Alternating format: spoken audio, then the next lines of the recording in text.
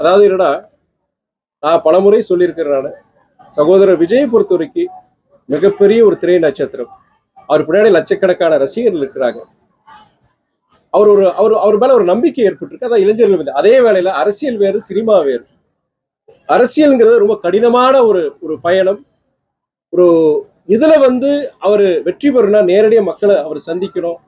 அதே வேளையில் இது போன்ற மக்களுக்கு நம்பிக்கை ஊட்டுகின்ற வகையில் இது போன்ற ஆர்ப்பாட்டங்கள், போராட்டங்கள் அவரே நேரடியாக கலந்துக்கிட்டாத அவங்க இயக்க தோழர்களுக்கு ஒரு நம்பிக்கை ஏற்படும். அதே வேளை அவர் ரெண்டு சொல்லியிருக்கிறார். கொள்கை விரோதிங்கிறது மதவாத பாஜக சொல்லியிருக்கிறார்.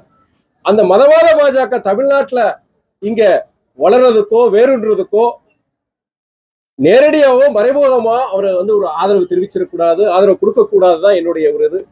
அவர் ஒரு இயக்கம் நடத்திட்டு இருக்க படிப்படியில அவருக்கு காலப்போக்கில் சிலது அவர் தெரிய வரும். அவருக்கு அவங்க இயக்கம் நடத்துற நிகழ்ச்சிகள்ல கண்டிப்பா அவரு கலந்துருக்கணுங்கிறத என்னுடைய இது.